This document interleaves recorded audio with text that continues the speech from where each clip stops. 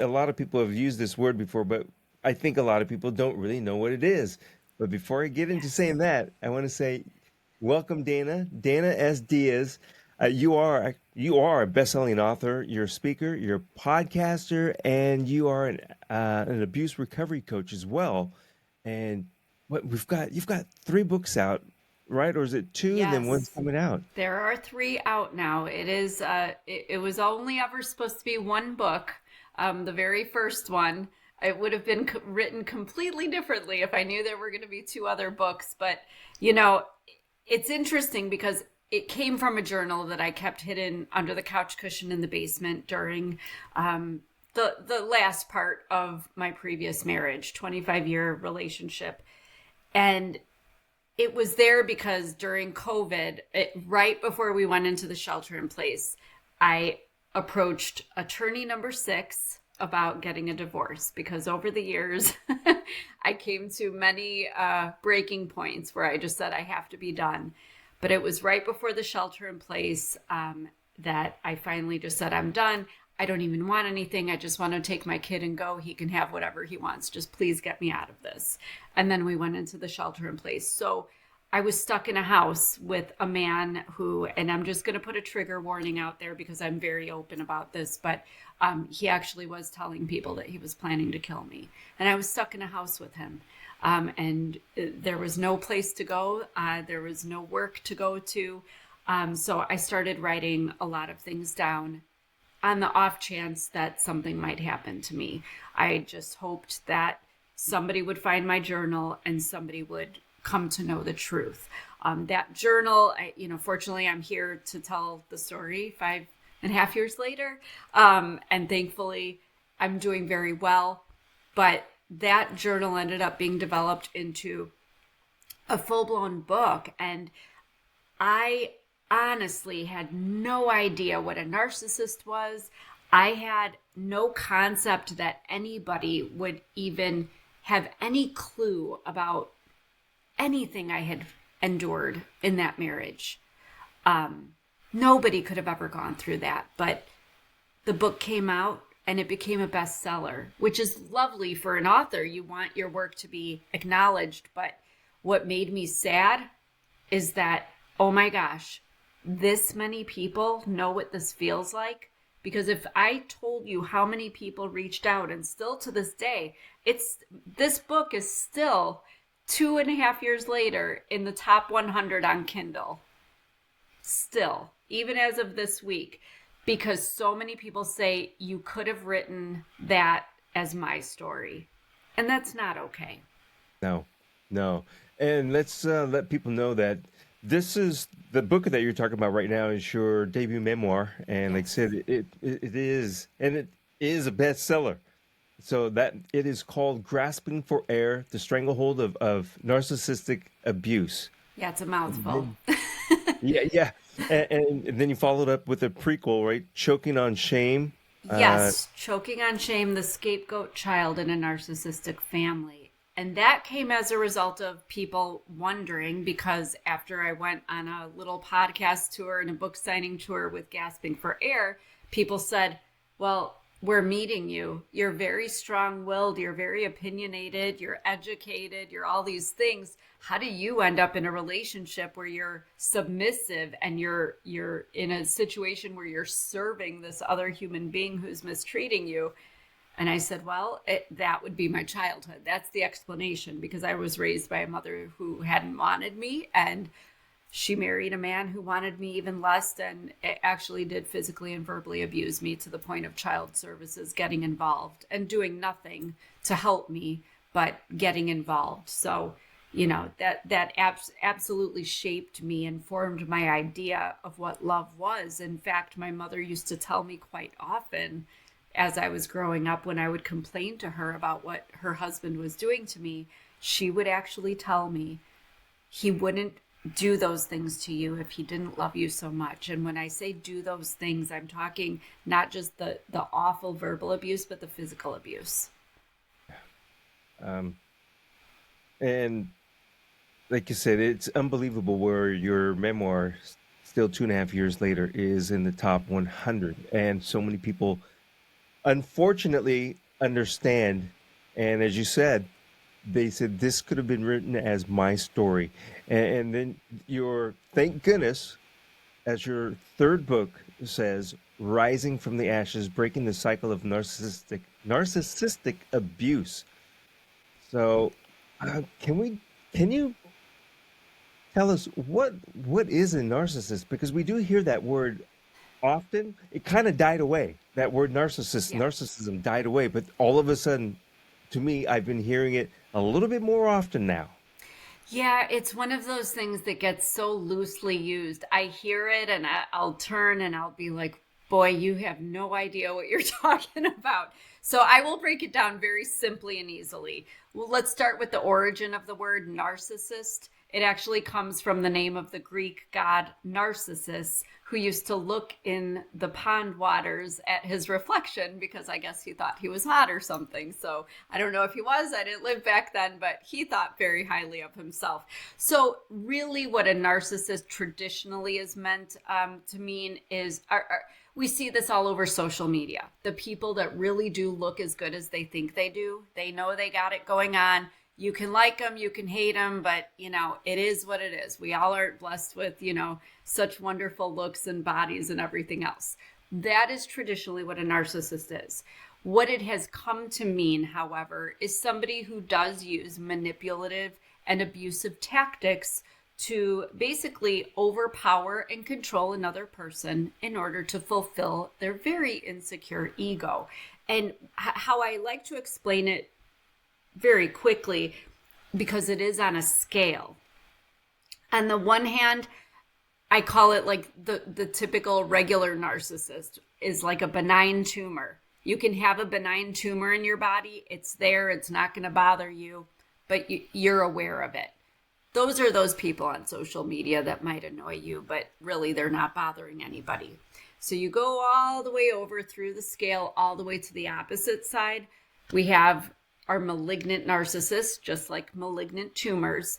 They are going to cause you problems. They might even kill you. And I'm not saying that lightly and I'm not picking on men, but it is a very high portion of our male U.S. prison population fall under this category. And they need to be cut out of your life, just like they need to be cut out of your body. So these are the narcissists, the malignant narcissists that I am talking about. So when people are using this term loosely, it's just like, I'm an 80s kid. You used to call somebody a jerk, or in the 60s or 70s, you called them a square or whatever it was. Now that's how narcissist is used. But to somebody like me, when I hear narcissist, I'm going straight to abuse and domestic violence because that has been my experience. And the frightening thing, and I think this is probably more common than we think, is as you said too, people would look at you and even now and say, well, how could you let that happen? You don't look like the type of person that would allow that to happen. The way you look has nothing to do with it. No, and who you are, it's interesting because now that I've been talking about it very openly, I have met very high power attorneys that have fallen victim to this. I have met judges. You see it even with celebrities, people who, appear to be strong and appear to, really have a strong sense of themselves. But it's very interesting how narcissists work because they all have the same pattern of behavior, yet we all still fall prey to it. But it's insidious. That is the best word that I can use.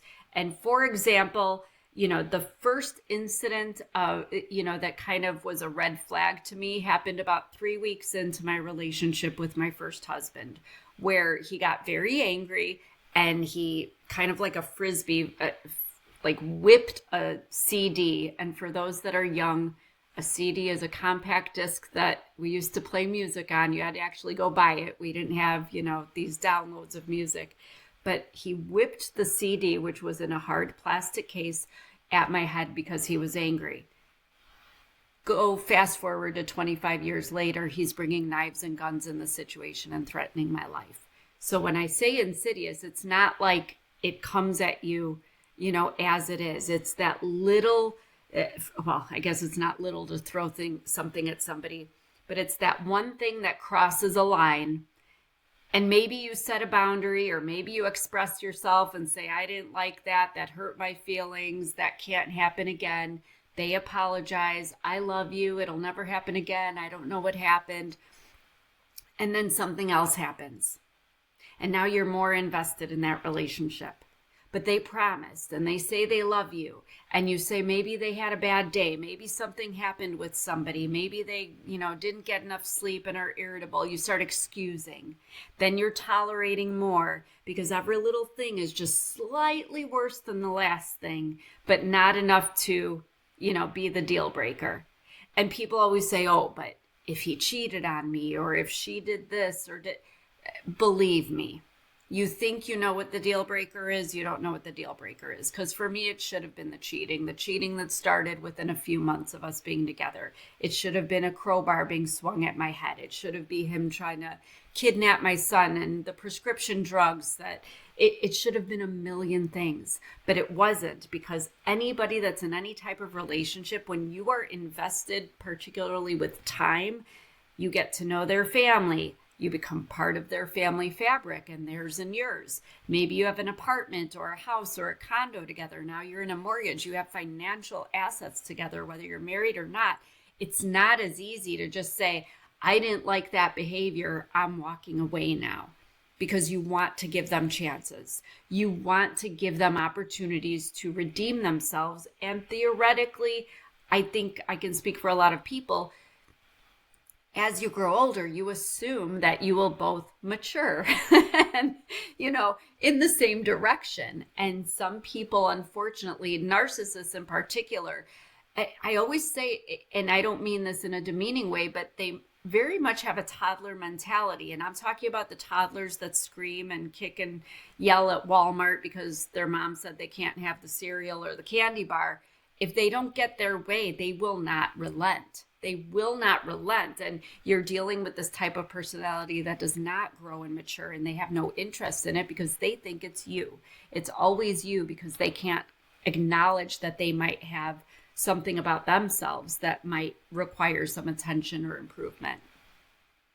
I'm not a psychiatrist, psychologist, or any type of person in the medical field, nor an expert on any of this. But as you said, uh, probably more men than women are the narcissists, especially in the relationship like this. But then also, I need to ask, it also sounds like it's one of those situations where you look at women as the nurturer, and they feel like possibly, like I said, they give that person the excuse because I'm going to help them. I don't want to say fix, but I'm going to help them.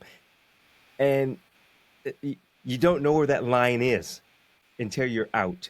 I think that's what you're kind of Exactly. saying is your line keeps moving. Well, he won't do it again. He won't do it again. Oh, he's not like that.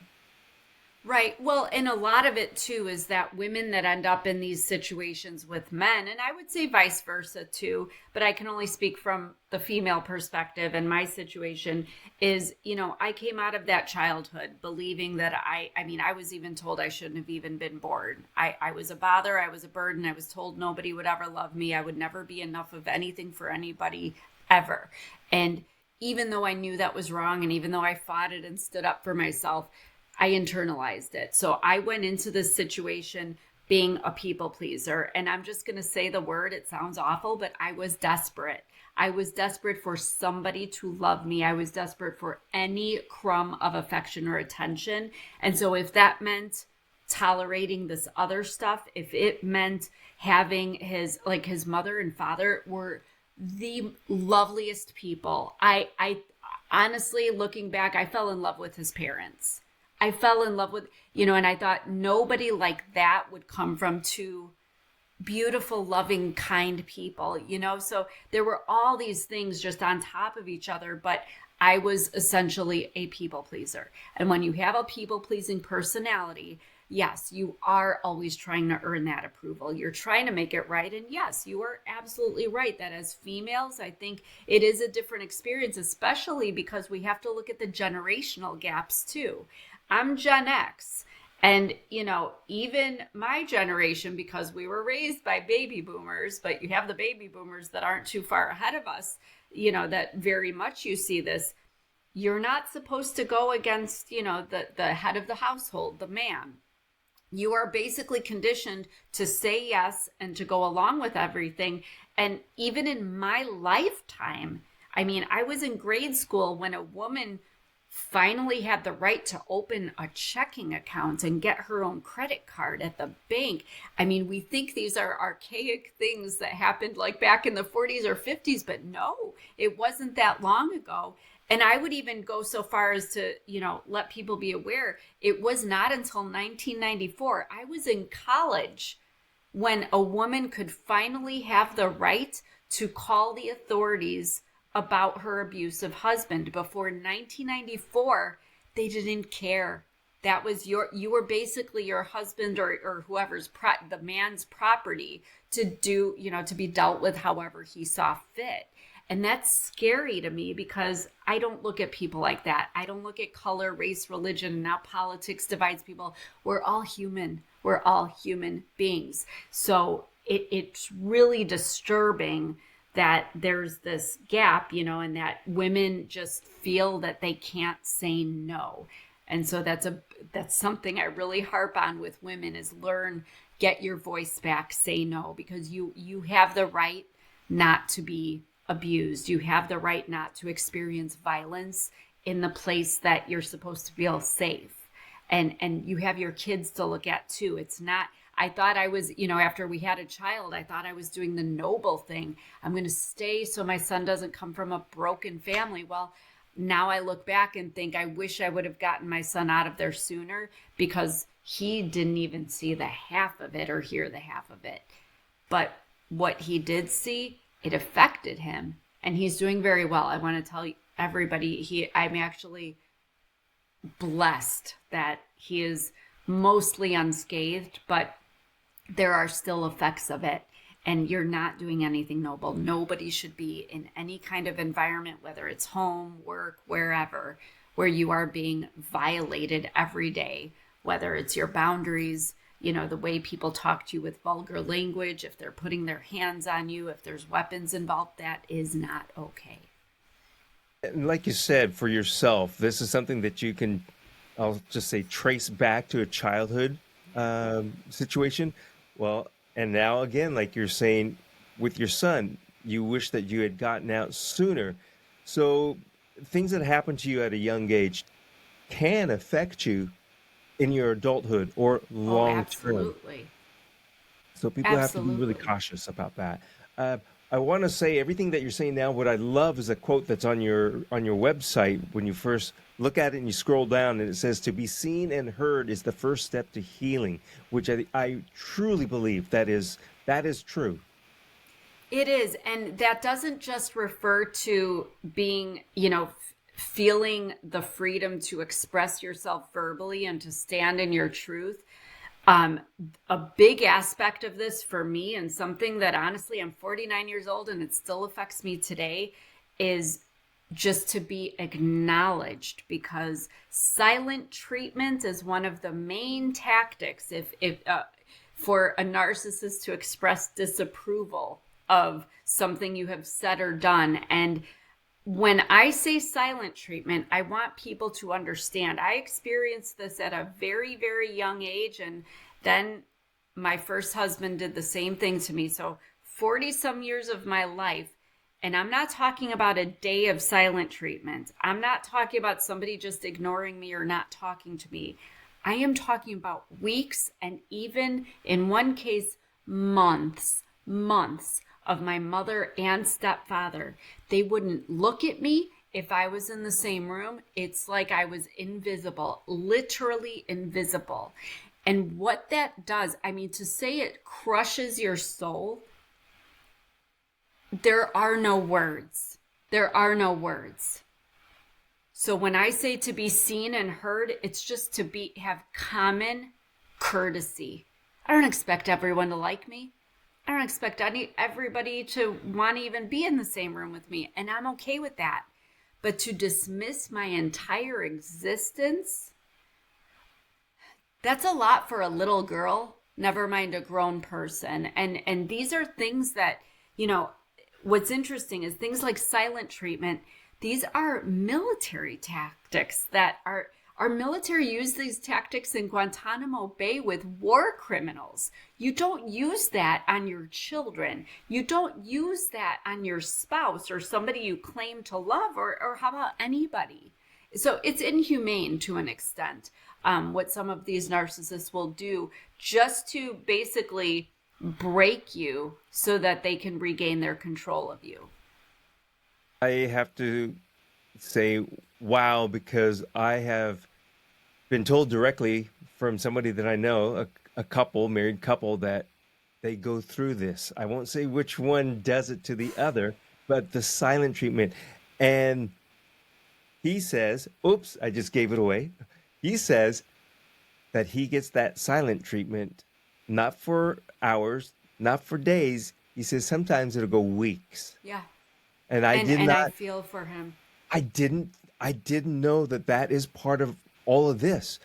I just called it and thought silent treatment. Oh, that's not very nice, but it is a whole lot more. It goes much deeper. Absolutely. It's where this, we all know what ghosting is now. That's where that comes from. It's just basically saying, I'm not going to acknowledge you. You don't exist in my world. But it's a very crushing thing to another human being to do that, especially when they're in your home and they're your spouse or your kid or whoever they are to you. Oh, it goes along with, like you said, we did it in Guantanamo Bay. It's a Yeah. military tactic. We've all heard of, um, now I just lost the train of thought, but solitary confinement. Yes. Yes. I It's the like that. same thing. Washing your brain, making you go Exactly. crazy. And that is a term we use in the narcissism world, is crazy making, because it does make you crazy. And even this thing we call reactive abuse, when a victim of abuse finally lashes out, that's where that comes from. And the narcissists are waiting for that. That's why they hold out for so long with the silent treatment, because at some point, like, I talk about it in my second book, I finally went to my mother and I used some vulgar language, but saying, why the blank don't you care about me? Why can't you look at me, speak to me, talk to me? And I'm screaming at the top of my lungs so that she cannot ignore me.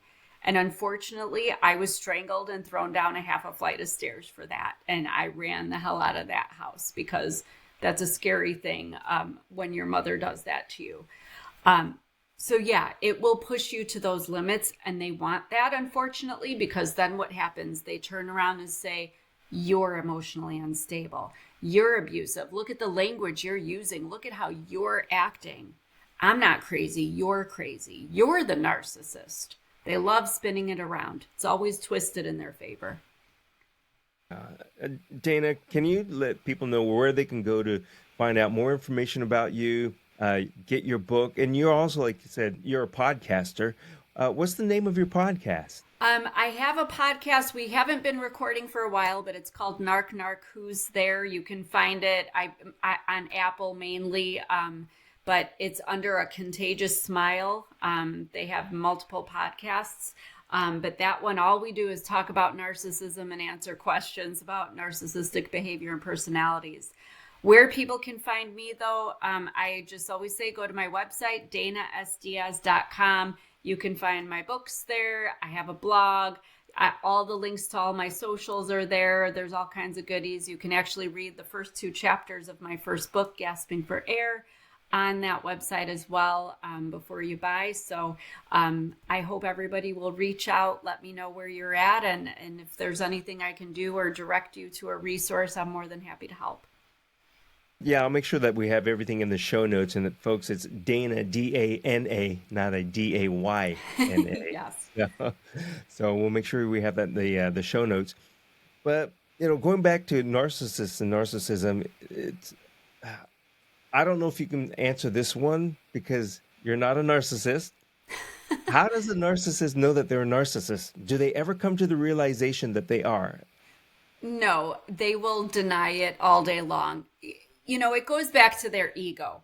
They cannot they literally cannot acknowledge any what they feel is a deficiency or a weakness. So to even suggest that they have some kind of a disorder, or if you try to go, towards mental health and say maybe you have this or that, no, there is never anything wrong with them. It's always somebody else. And that's what we call projection. They will always turn things on everybody else. Everybody else is to blame for everything that has happened. There is a reason or excuse, even for their bad behavior. On the rare occasion, they say, well, yeah, I guess I did say that, but I wouldn't have if you hadn't, blah, blah, blah. It's never their fault, because they literally cannot face that. They cannot take accountability for anything because they wouldn't know what to do with it. Their ego just can't withstand that. This might be a difficult question to answer, not because of what happened and things, but, and this may sound strange, but is a narcissist a learned behavior, learned meaning over time, or can there be a teenage or young narcissist? What do you think? Do you know? Okay. You have any thoughts on that? Oh, I have a lot of thoughts. Okay. This is actually a big debate, and I mean no disrespect to anybody. People believe different things, but there's a couple different frames of thought. There are some people that believe it's genetic. I don't believe that at all. There's not much that I have seen, at least, to, substantiate that. There's also a group of people that think that they are aliens because they actually all do the same things and even use the same verbiage. So, they think that they're in human form and everything's downloaded. I don't know. I mean, maybe there's life out there. I've seen E.T. It was very cute, and I'd love to have him at my home, but I'm not sure that's the case. Where I fall is the third area, which there is proof of. It's actually learned in childhood. Oftentimes you will have, let me backtrack. Narcissism in childhood develops when a child feels neglected or ignored in some way. They, going back to that child at Walmart that wants that candy bar or whatever, most of the time they will relent and they will understand they're not getting that candy bar or that cereal, and they just have to stop. But when the parents give in, they learn that if they push hard enough, they can manipulate people's behavior. So when they start to manipulate at 2-3 years old, and they're manipulating at 5 years old, and at 15, and at 20, it goes on. And it gets worse because they get more tricks, as they go along. But it's interesting because when you look at this, so yes, I experienced abuse as a child, but people like me do tend to have narcissistic qualities or traits, but we aren't narcissistic in the sense that we are not trying to intentionally harm another human being with our traits. So let me give an example of this, and this is going to sound really silly, but like for me, I learned, and this might sound manipulative, but I learned as a child that what I said and did can perceivably control the outcome. If I said this, if I stood up for myself, it was not going to end well for me. I was going to have bruises to cover up with clothes or hair or makeup at some point when I go to school the next day. If I kept my mouth shut and did the things that pleased mother and stepfather, then everything would keep the peace. So now at 49, I'm learning and trying to grow out of this, but I have been told in my life that I can be a little bossy and a little controlling. and my current husband, like even last week, we were laughing because I was making dinner and he took an onion out thinking he was helping me, and he started chopping this onion, and I'm trying to look at him to see how he's chopping the onion. Is he dicing it small enough the way I would do it? And he's like, he just started laughing, like, you don't have to control the onion, like it's gonna be okay, it's it's just dinner. And we laugh about it, but these are the ways, and I'm using a very silly example, but these are the ways. For me, it's protecting my environment so I feel safe and I can't tell you why chopping an onion the right way or my way would make me feel safe, but it does. Whereas a narcissist is trying to control things to get what they want, which is usually some selfish, goal that they have. So I don't know if that helps explain it, but it's definitely something that comes out of childhood. But one more interesting point on that is like I noticed with my ex-husband, he always said that he was neglected quite a bit. He definitely, I could see in his behavior and in his insecurities, he definitely perceived that he was neglected as a child. However, there was no evidence of that. Even when talking with his sister, it was like, what are you talking about? That he was treated like me and he was fine and everything was happy and wonderful. Like they were, the Cleavers or something, back in Beaver Cleaver days. But he perceived it. So sometimes we have to understand that somebody's perspective and frame of thought, it may not necessarily be what the truth or the reality was, but it's the way that they internalized it and perceived it through their eyes. That all makes sense to me because I do believe that as a child and growing up, you do learn, whether you intentionally or unintentionally, how to manipulate things. Mm-hmm. Cry, make a sad face, and then you get to know, Yeah. that worked. But that doesn't necessarily mean that you're going to be a a narcissist. You might be Correct. you could be a manipulative child because you're like, I really want that toy, Right. but you don't use it. My thinking is you don't use it really to control the situation. I mean, you do in a way, but it's a selfish. I want that, and it has nothing else to do with anything Right. else other than I want that, and it's an object of a toy. You're not seeking out to control or to. These words I'm using kind of go both ways. Manipulate people because, like Right. again, narcissists will manipulate, but a child will change the situation for their benefit to get that toy, but they're not Absolutely. necessarily. But not all kids lie. Not all kids go to certain extremes, because I have seen this even when my son was growing up. I was a little more aware because I wanted him to have I wanted him to have a nicer life than I did. I think we all want that. But I would notice there was actually one little boy in my son's class at kindergarten, 5 years old, that had a restraining order against him from a family member. And I thought, what did this 5-year-old do? And then I was seeing the behaviors. I was seeing these narcissistic person. He was a violent child. He was a bully. My son became a target, and I actually pulled my son out of the school. And when I did, I found out that the parents at home, well, I don't want to air out their business, but the child, they were using, for example, a dog shock collar to discipline him at home when he got out of line, and so this is where you see that the abuse, it just perpetuates. If a child is being mistreated like that, they feel justified and rightful to treat other people that way to get their way. So this goes beyond the candy bar and the cereal and having a little tantrum, because I think we all did that. I mean, who didn't want the Captain Crunch or the Apple Jacks, I mean, when we were kids, we wanted the sugar fix.